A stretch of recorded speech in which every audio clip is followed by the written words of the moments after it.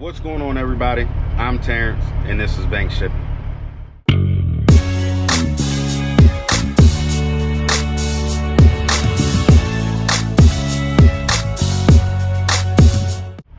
Good morning, good morning, good morning. Hope everybody's having a good morning so far. If you ain't up, go ahead and get up and start that grind. I wish I could say I was having a good morning, but it's one of the mornings where the left hand don't talk to the right hand. So got a load to pick up down here in Waynesboro, Virginia. It's a short trip from Winchester. It's about an hour and a half from Winchester. And it's a load that I'm just picking up today and dropping off tomorrow morning because it's got a crane appointment. It's a big HVAC plenum. It's like 15,000 pounds, 10 foot tall, 30 foot long, 8 foot wide, so nice solid load. But I get down here this morning. First, yesterday, they asked if I could be down here, what time I wanted to be down here. And I said, well, I'd like to be down here at 8 o'clock because, I get this out the way. I can get back. I got a couple trailers to run, so I was like, it works out perfect. I can pick this up, get back early, drop my trailer, pick up some other, run some other trailers in between, hook back up to my trailer and get ready to run in the morning, tomorrow morning.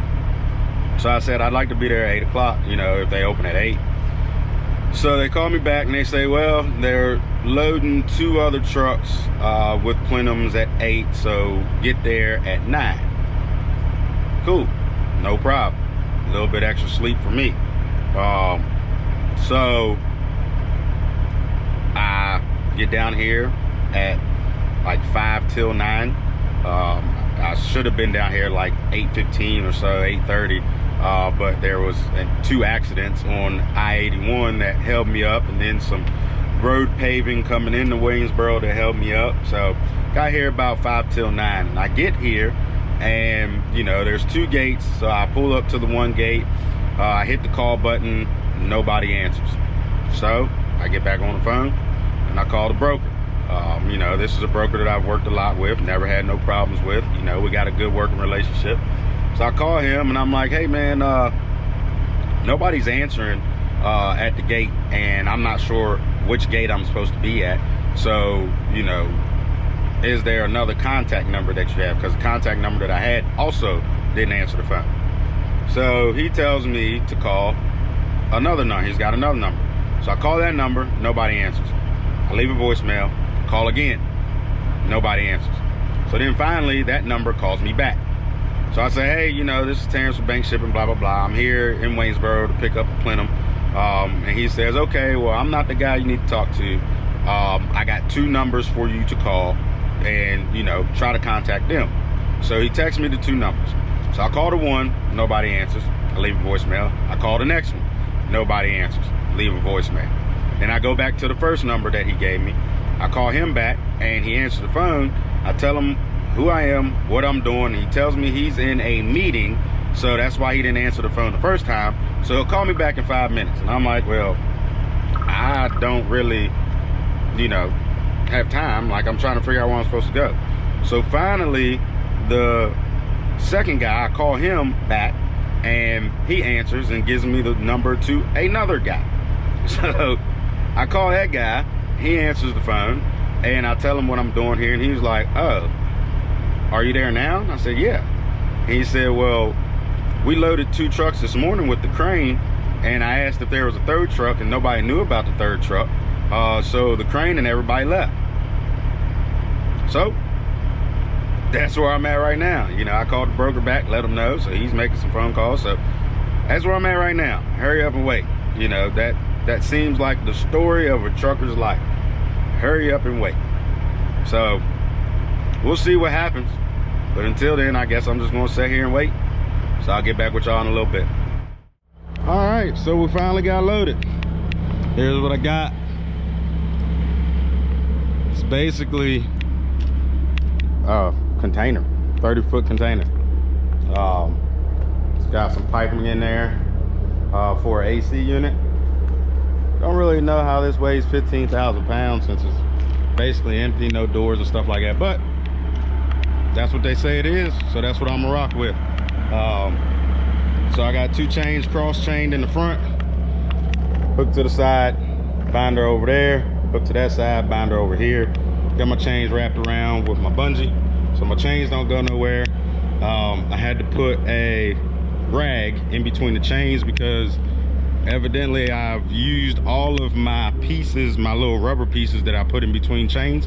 When I cross-chain them, couldn't seem to find them, so I had to improvise. So basically same thing in the back, cross-chain. So, you know, 4 chains at, you say 7,000 pounds a piece. For a working load limit, that's 28,000 pounds of force on a 15,000 pound load. So that should satisfy DOT. Didn't throw no straps across the top simply because instead of like on a regular shipping container, you come around here and chain, and it's kind of like a low point, but at least right here it's got some downforce on it, so no straps over the top.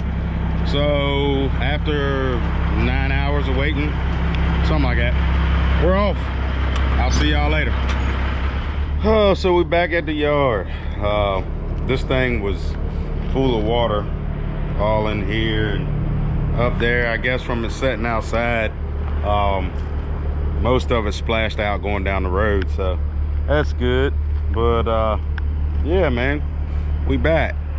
It's took a whole lot longer than what it should have. It was supposed to be an easy day, go down, pick this up, come back, drop my trailer, go run some other trailers, but didn't get that done. Only thing I got done was this. You know, get down there for a crane appointment at 9 o'clock, don't get loaded till 3 o'clock. Gotta love it. You know, and that's part of trucking. You get detention and stuff like that, you know, but a lot of times that detention ain't worth sitting there all that time, especially if you had something else to get to. You know, if I had it's not a big deal that I didn't get to my trailers, you know, I can run those tomorrow. But it's like, what if I had another load to get to? And then I got to postpone that load and stuff like that, you know, which I didn't because this doesn't unload till in the morning anyway.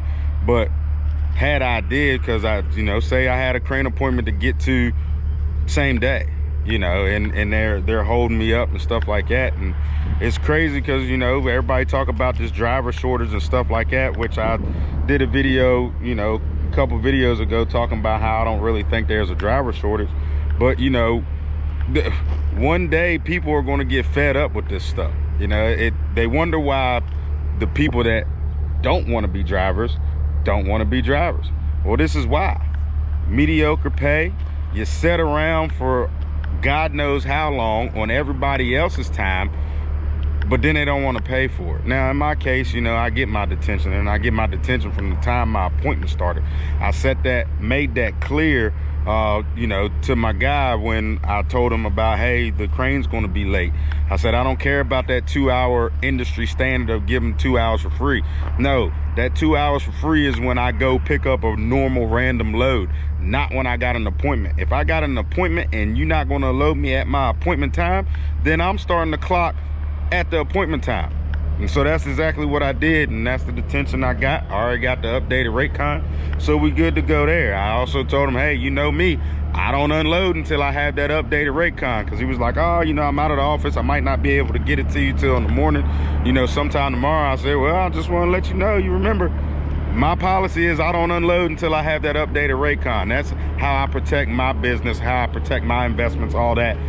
So he sent it right over to me. I didn't have a problem with it. But you know, that it's super frustrating. You know, a lot of guys go through it. I mean, 6 hours is long enough, but I mean, there's guys that get held up for a day, 2 days, you know, just trying to unload or get loaded and stuff like that. And it's ridiculous. And they wonder why truck drivers want more money. They want more on the rate. You know, I don't know about you guys who are in the business, but for me, what I do, like one of the things I factor into my rate is how much time it's going to take me. And a lot of times I quote higher when there's a crane involved, because you never know what's going to happen with that crane. They can be late, they can break down. You know, I've had it all. I've had cranes be late, I've had cranes break down. to where I had to wait for another crane to come to unload me.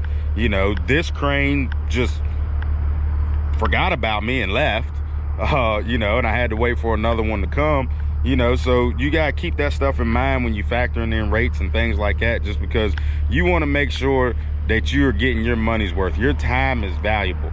And a lot of times brokers, customers, shippers, receivers, they don't value your time. So what you do, they don't value your time, you hit them in the pockets.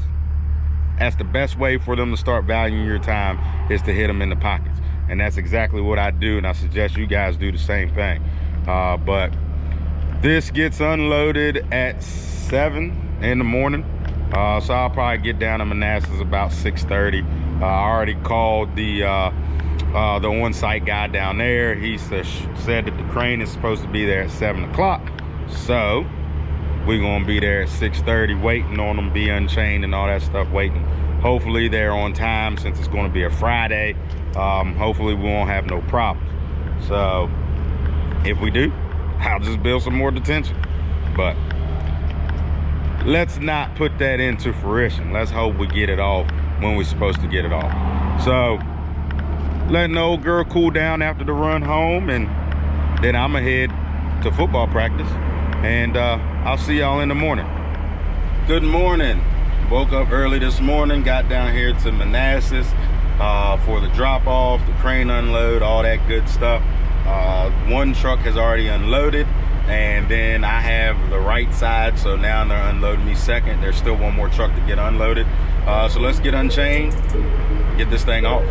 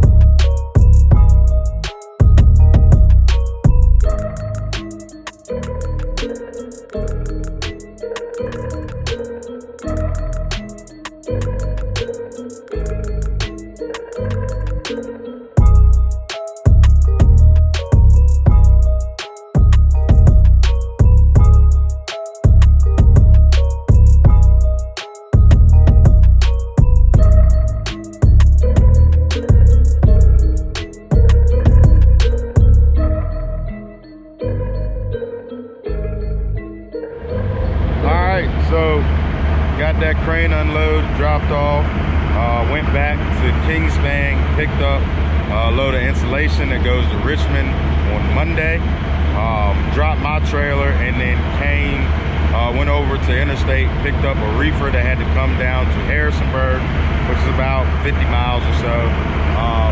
So I bought that down here. Just got here, just got it backed in the spot, and they say flatbedders can't back up. What do you call that? I'm standing over here because it's kind of loud. The reefer's going, my truck's going, all that stuff. So I'm gonna get this unhooked. This damn thing right here. tow hook's got a spring on it and it keeps on coming. Like the spring came off, it broke, so I got to get a new spring. It's just a little flimsy thing, but since that spring's not there, that hook wants to vibrate out all the time, so I got to keep pushing it back in. And then also, if you guys notice, I'm missing the light. Yeah, at the job site where I unloaded that plenum, that AC plenum, I wasn't paying attention, and I was walking around the truck, and bam, hit my shin. And at first, I thought I hit it on like the corner of the bumper. Hurt like hell, but come find out, I hit my leg, my shin, on the light, and I broke it. So, that's missing, but I got more at the house just because I keep spares. So, I'm actually going away from those anyway, and putting the watermelon style lights on there. So, I'll probably try to get those on this weekend. But I'm gonna quit running my mouth. I'm gonna put the landing gear down, get everything done, pull out from underneath this thing, get back to my trailer. I'll see y'all there. And just like that, I'm back at the yard. It's Friday, ready for the weekend. Been a nice week, long week, hard working week, all that good stuff. But nonetheless, I'm on the upside of the dirt still, not hurt. Truck's got a couple of little dings, you know, broken lights, stuff like that, things that can be fixed. So all in all, I'm great. You know, going to spend some time with the family this weekend. Son's got playoffs this weekend in football, so I'm excited. But before I get off here, you know, you guys always know I give you a little tidbit before I leave. I've been seeing a lot on social media here lately, mainly a lot of Facebook groups and stuff like that about rates. And you know, I scroll through the comments just to kind of see what people are talking about, because it gives me something to talk about. And there's a lot of people in there that don't know how to really quote rates. And I'm making this face because that's one of the most important parts of this business. If you don't know how to quote a rate to somebody, how you gonna make any money?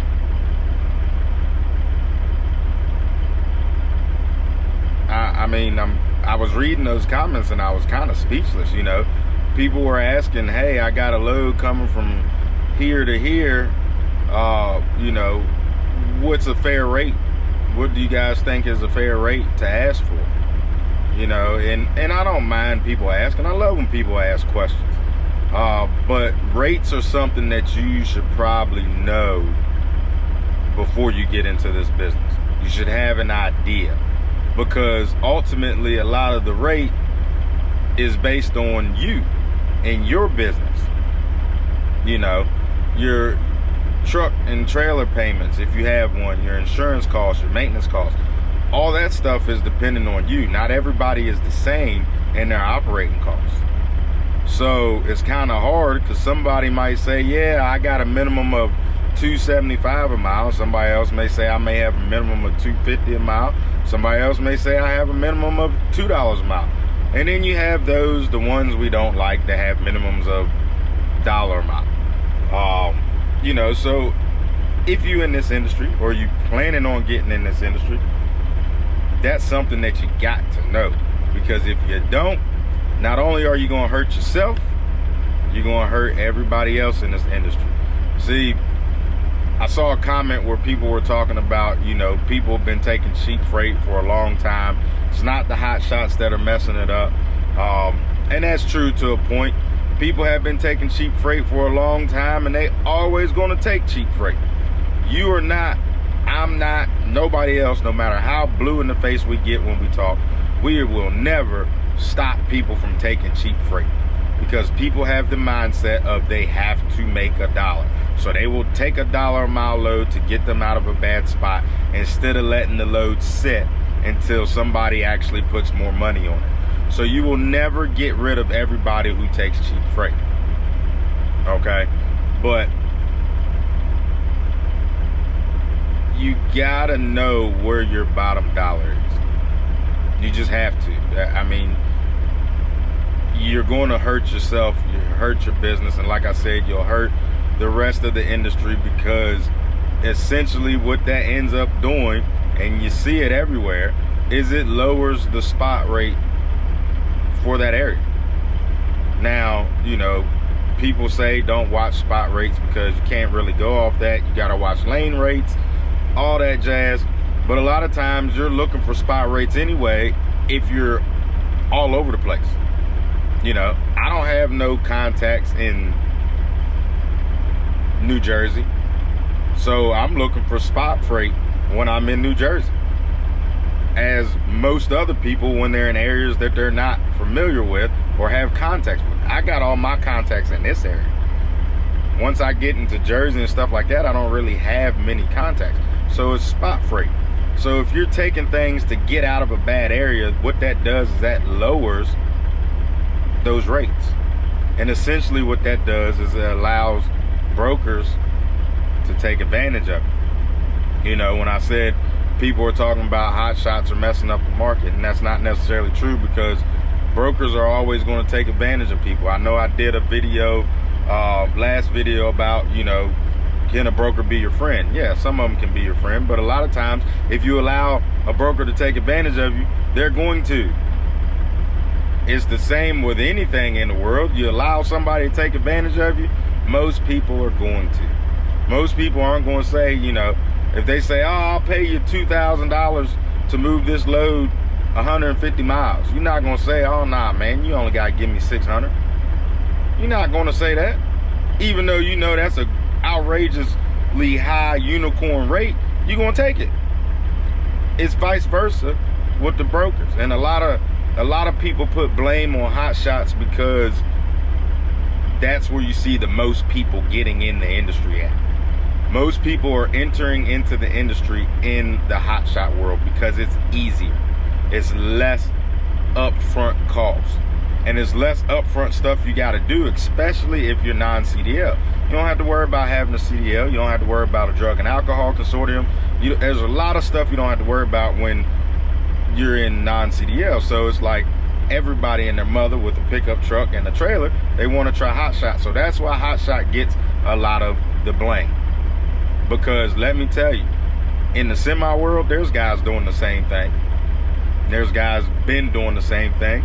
And guys is always going to do the same thing.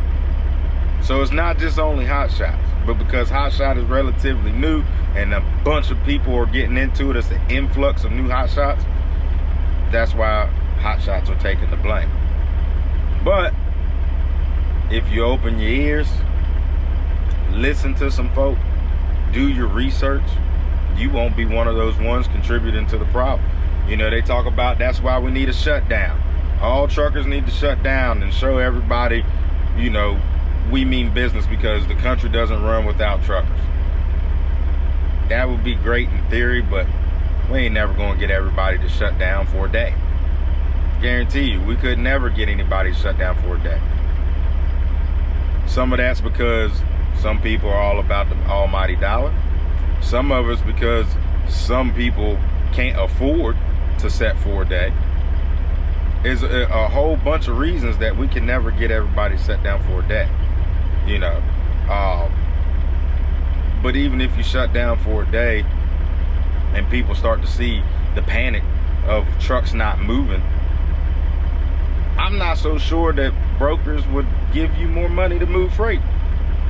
That's just my opinion. I think they're so stuck in their ways, they'd rather be like, okay, that's fine. And you got these big mega companies, these mega fleets that also own big brokerages. They getting their share. They ain't gonna stop. So stuff's always gonna be moving. That's just my opinion. But I know I kind of went on a weird little tangent, but I had a bunch of stuff floating in my mind. I was like, I'll speak it. My mind goes everywhere. My mouth goes everywhere. Y'all know how it goes. But anyway, I'm gonna get out of here. Y'all have a good weekend, safe weekend, fun weekend. Spend time with your friends and family. Get your mind right for Monday. And as always, stay prayed up, grind hard, and stay humble.